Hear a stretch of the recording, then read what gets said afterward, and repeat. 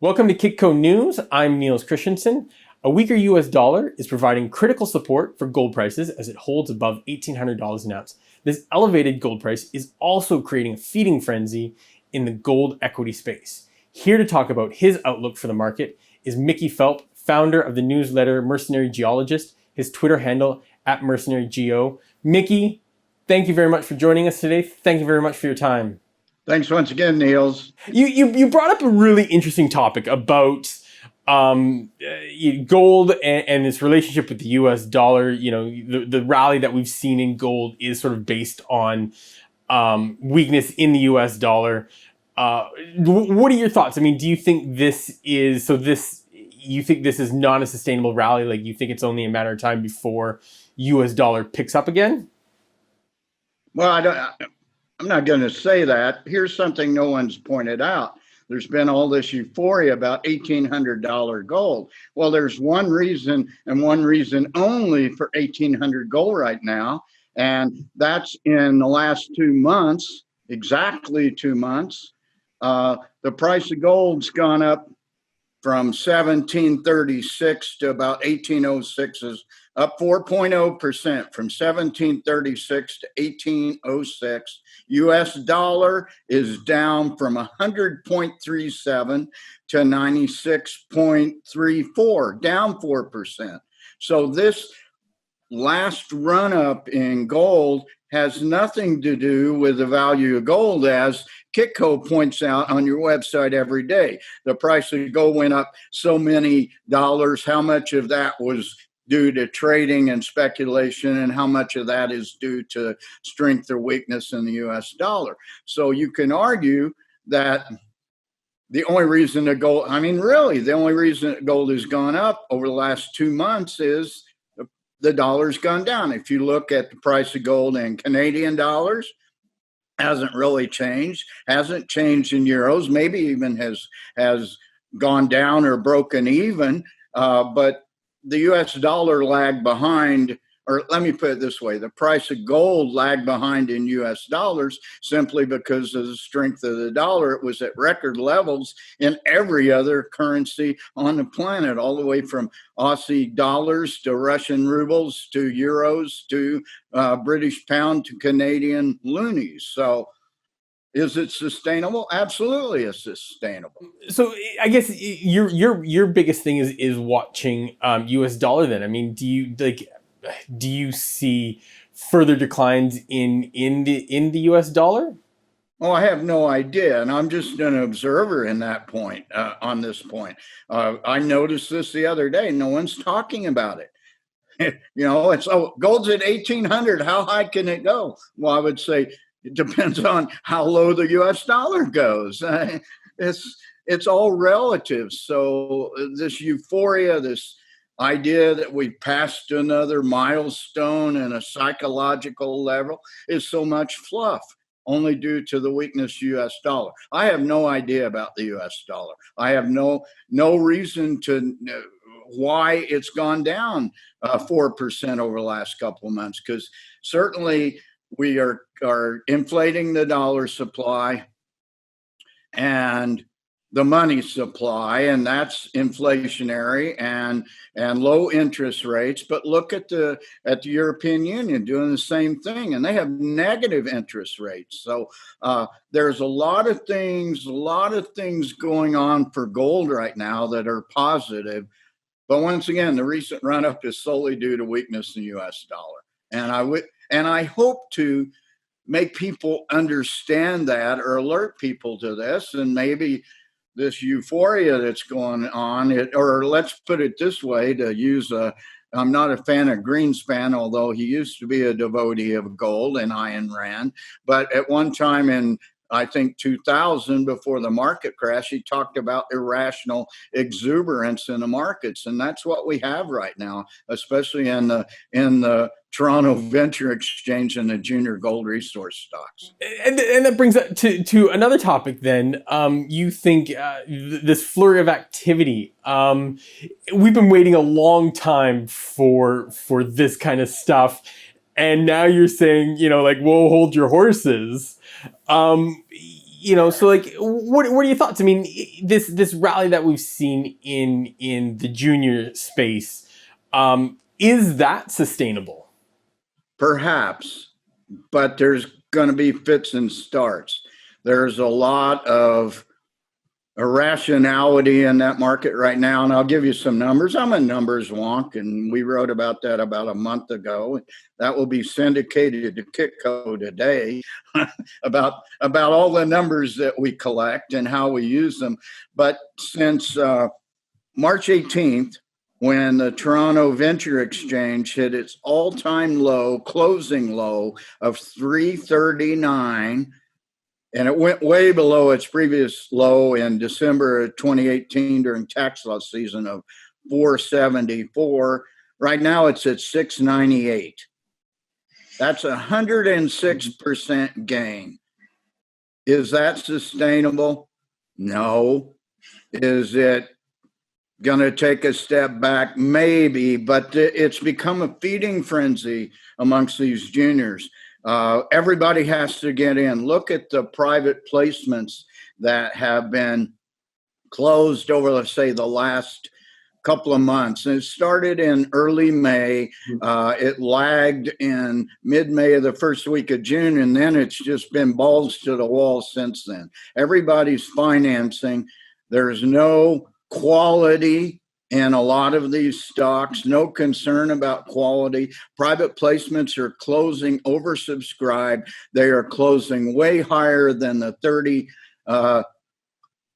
Once they close, the stock is way higher than the 30-day reserve price that you get on that, and that's unsustainable. Absolutely. So let's look at, say, all the private placements that have closed from July 3rd to the week before and the week after. So doing the math, it would be something like June 26th to July 10th, those closures. Think about when those stocks become free trading and the massive amount of paper that's going to hit the market. It's the U.S. election, and you're going to have this massive amount of paper coming out of the U.S. and coming out of Canada, hitting the Toronto Venture Exchange just at the time that the U.S. elections, the Senate, the House, and the presidency, and the state governorships and the state legislatures, election day is November 3rd, and any private placement that closed within a week of that's going to be affected by whatever happens in those elections. So all I'm saying is buyer beware right now. If you're going into a private placement, make sure it's a quality company. I guess, is that how you navigate? I mean, do you even do private placement then? I mean, do you just like invest in, I know we were talking offline, you were saying, some of this frenzy looks good for the producers, obviously, they're generating massive margins, massive cash flow. So this frenzy is good for them. Good for the miners, good for the developers, perhaps, especially good for all the miners, because energy costs remain low with oil at $40 a barrel. So, most mines run on fuel oil, diesel, and a lot of them, not only their equipment, but the power is generated by diesel because they're in remote locations. So there's two main costs in any mine. Let's look at specifically gold mining. The two main costs are energy and labor, and energy costs have gone way down. So profit margin should go way up. But that does not necessarily trickle down to good metrics for the juniors. The juniors explorers are pure speculations. They generate no cash flow. And I'm just telling you, we've seen this story before. We've seen these massive feeding frenzies for private placements. Right in 2009, after the global economic crisis, our industry led was the canary in the coal mine, not only for the crisis, but the recovery from the crisis. We recovered very quickly. Remember in 2011, in January to March of 2011, we saw this massive amount of paper. The Toronto Venture Exchange hit its second high of 2440 on February 28th, right before PDAC. All this paper came out in May, and there was a massive crash of the Toronto Venture Exchange. So things get overbought. We are way overbought right now. That's all I'm telling you. I've done one private placement this year. One. Wow. And I see all this stuff and I go, no way. I did a private placement. And this is illustrative of the way the market. I did a private placement, closed about a month ago, and the price was reserved at 25 cents when that private placement closed.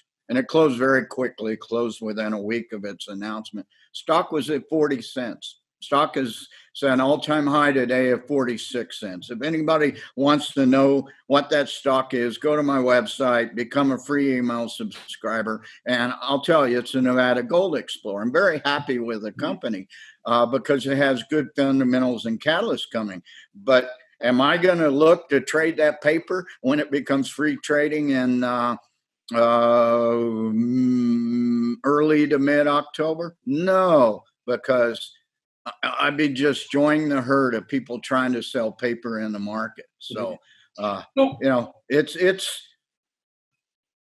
a house of cards right now, mate. And I'm not going to tell you it's going to collapse, but I'm just telling you to be careful and be rational, and don't let greed, fear of the fear of missing the next big thing, and greed, trade. Don't let that affect your rationality right now. I think a lot of people are doing that. Part of that has to do with the fact we have all this pent up energy. We haven't seen a market like this since the summer of 2016. And remember what happened in 2016 when all that paper came due in the fall and the price of gold had dropped $150 and it killed that rally right away. So what do you want to see when you look at a private placement? What is the advice that you would give investors? I mean, is it just project? Because like every project looks good at $1,800 gold. How do you, but not every project should be good. Crap companies out there, but projects with good projects and good geopolitical jurisdictions look quite good at $1,600 gold or $1,800 gold. I don't see much difference in it because they're not going to be miners. They're not going to be miners next year or in 5 years. Probably won't ever even be miners, even if they do have very good projects, because it's a really hard business to make an economic gold deposit. So that's fantastic, Mickey. I've really enjoyed this conversation. Just like this whole idea of not get caught up in this frenzy. I think that's an important message that investors need to hear at this point. I mean, it has been a long time coming for this frenzy, yes. But I think now we need to use caution. Part of it. Your point's very well taken there. It's been so long since we've had a good market, and really it's been since the first quarter of 2011 since we've had a really, really good uptick and a good market. We had a false start in 2016 that was killed by the price of gold going down. And, if you're a speculator and a trader, you want to always trade without emotion. The market's driven by three emotions, and they include greed and fear and panic. And there's two end members, greed and panic. And there's a member in between, and that's called fear. And people get greedy because they fear missing out on the next big thing. They panic when stocks go down because they fear they're going to lose all their speculation. And it's market psychology, and you need to be a contrarian and think outside the herd of sheeple that follow everybody else into whatever's the next big thing or the flavor of the month or day or year. Be a contrarian. Find stocks that are unknown, unwanted, unloved, and undervalued. And I'll tell you, there's still some of those around. We've picked off a couple of them over the last 2 or 3 months. I've written about those. I'm looking at copper in a big way right now. Lots of gold stocks already gone flying off the shelf, and if you can find one, if you know of one, if you know a private deal, send me an email, contact@mercenarygeologist.com, and we'll take a look at it. Excellent. Mickey, thank you very much. It's been a pleasure talking with you. Thanks a lot, Neil. It's always my pleasure. Thank you for watching Kitco News. For the latest in the precious metals markets, go to kitco.com. Stay safe and stay healthy.